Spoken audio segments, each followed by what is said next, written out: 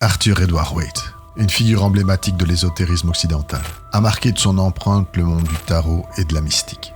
Né le 2 octobre 1857 et décédé le 19 mai 1942, Waite était plus qu'un poète et un mystique. Il était un chercheur passionné des vérités cachées derrière le voile de l'occulte. Sa contribution la plus notable au monde de l'ésotérisme reste sans doute le Tarot Rider-Waite, une collaboration avec l'artiste Pamela Colman Smith, qui a révolutionné la manière dont le tarot est perçu et utilisé dans la pratique spirituelle moderne. Cet homme, dont le parcours était intrinsèquement lié aux courants mystiques de son temps, tels que la franc-maçonnerie, l'ordre de la Rose-Croix ou l'ordre hermétique de la Golden Dawn, a consacré sa vie à explorer et à documenter les richesses de l'occultisme. R.A. Gilbert, son biographe, souligne que Waite était le premier à entreprendre une étude systématique de l'histoire de l'occultisme occidental. Non pas comme une simple curiosité ou un vestige du passé, mais comme une tradition spirituelle vivante et riche d'enseignements. Sa vision de l'occultisme, loin des clichés de proto-science ou de fanatisme religieux, ouvre une fenêtre sur sa quête d'une compréhension plus profonde de la spiritualité, à travers les symboles et les rites ancestraux. La vie et l'œuvre de Waite, principalement centrée autour de Londres, témoignent de sa dévotion inébranlable à démêler les mystères de l'ésotérisme et à en partager les fruits avec le monde.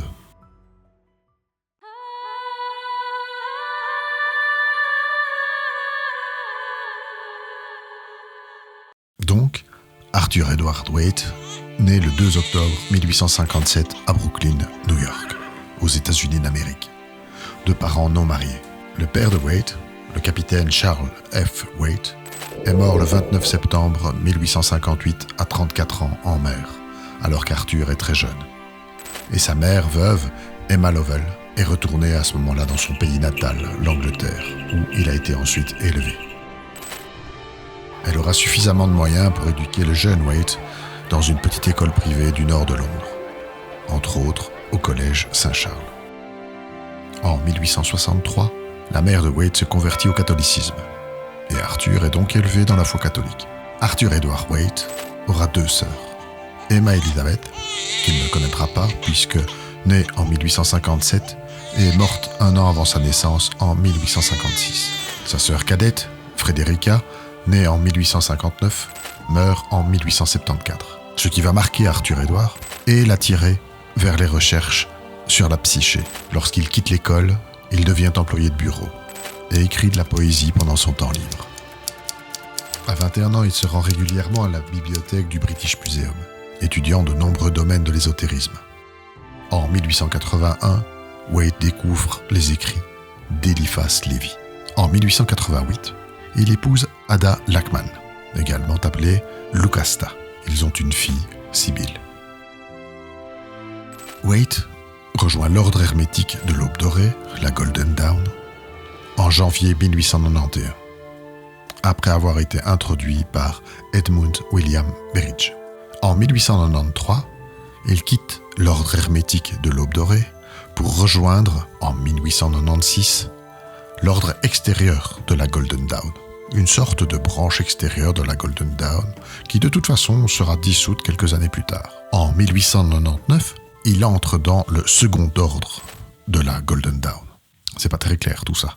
J'ai un peu l'impression qu'il reste dans la même école, mais en changeant d'option ou de classe à peu près tous les ans. J'ai aussi cette impression que cet ordre, qui était très jeune finalement, certaines sources nous le font débuter en 1889, n'est pas très stable. Et ce n'est pas l'accession au rang de grand maître de Waite en 1903 qui sauvera les meubles. De 1900 à 1909, Waite vit de son travail en tant que responsable chez Horlicks, le fabricant de lait maltais. Il devient franc-maçon en 1901 et rejoint la fraternité de la Rose-Croix en 1902. En 1903, Waite fonde l'ordre indépendant et rectifié, RREAC, ordre dissous d'ailleurs en 1914. Vous aurez compris que la Golden Dawn a été déchirée par des querelles internes qui provoquent pas mal de remous, que quitte définitivement Waite en 1914. En juillet 1915, il forme la Fellowship of the Rosy Cross, à ne pas confondre avec la Societas Rosicruciana. À cette époque, Il existait environ une demi-douzaine de ramifications issues de la Golden Dawn originale, et dans son ensemble, elle ne s'est jamais rétablie. Bref, il ne s'avoue pas vite vaincu l'homme. Mais malgré tout ça, ça capote. Waite lorgne sur les grades supérieurs de la franc-maçonnerie et parcourt les étapes d'initiation en espérant accéder à ces grades supérieurs. Après avoir rejoint la Societas Rosicruciana in Anglia et les Chevaliers Templiers, Waite se rend en Suisse en 1903 pour recevoir le régime écossais rectifié ou le rite écossais rectifié et son grade de chevalier bienfaisant de la Cité Sainte. Waite croyait que ce rite écossais rectifié, plus que tout autre titre et rite maçonnique, représentait la tradition secrète de l'illumination spirituelle mystique. Waite était un écrivain et beaucoup de ses œuvres ont bien été accueillies dans les cercles ésotériques de son époque. Mais son manque de formation académique est visible dans ses limites en tant qu'historien et dans son dénigrement d'autres auteurs. Il a écrit des textes sur des sujets incluant la divination, l'ésotérisme, la franc-maçonnerie et la magie cérémonielle, le kabbalisme et l'alchimie. Il a également traduit et réédité plusieurs œuvres mystiques.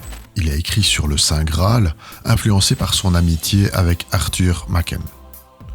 Plusieurs de ses volumes sont toujours disponibles, y compris le livre de la magie cérémonielle de 1911, la Sainte Kabbale de 1929, une nouvelle encyclopédie de la franc-maçonnerie en 1921, et sa traduction de la magie transcendantale, sa doctrine et son rituel d'Eliphas Lévi de 1910, ayant été réimprimés ces dernières années.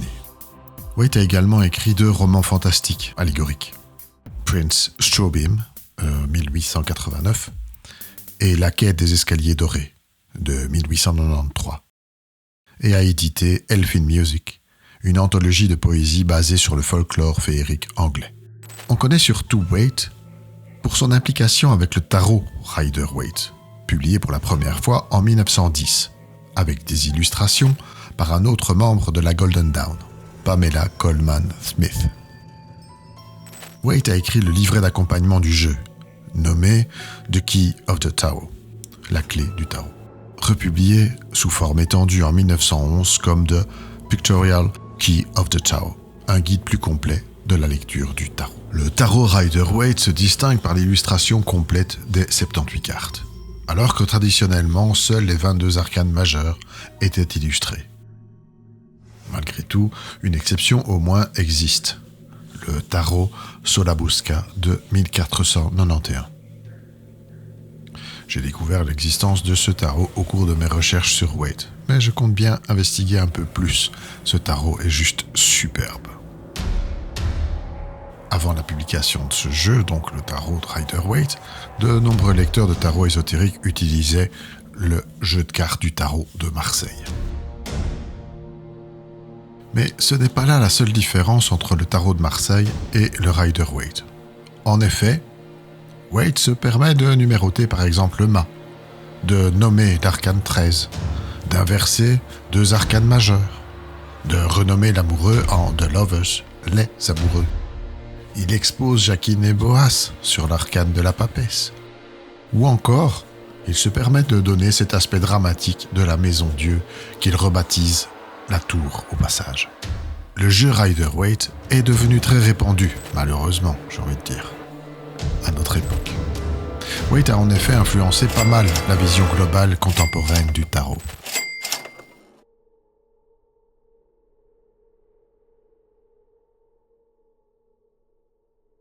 Lucasta décède en 1924. En 1933, Waite se remarie avec Mary Broadbent Scofield. Arthur Edward Waite nous quitte le 19 mai 1943, trouvant son dernier repos dans le cimetière paisible de Bishopsbourne, au Kent, une région qui a bercé ses ultimes années. Malgré son apport considérable à l'enrichissement des rites et à la tenue de conférences marquant l'histoire de la franc-maçonnerie, sa disparition a été soulignée avec une étonnante discrétion. Une notice nécrologique de seulement 3 paragraphes lui fut consacrée dans l'édition du 6 juin 1942 de la Chronique des francs-maçons, où il fut succinctement mentionné comme un poète et un écrivain ayant puisé son inspiration dans la franc-maçonnerie. Petit clin d'œil posthume, H.P. Lovecraft, dans sa nouvelle The Thing on the Doorstep, inclut un personnage nommé Ephraim Waite. Selon Robert M. Price, ce personnage était basé sur Waite. Arthur Edward Waite, un nom que beaucoup d'entre vous connaissiez déjà, sans nul doute. Surtout si vous avez en main peut-être un tarot Rider-Waite.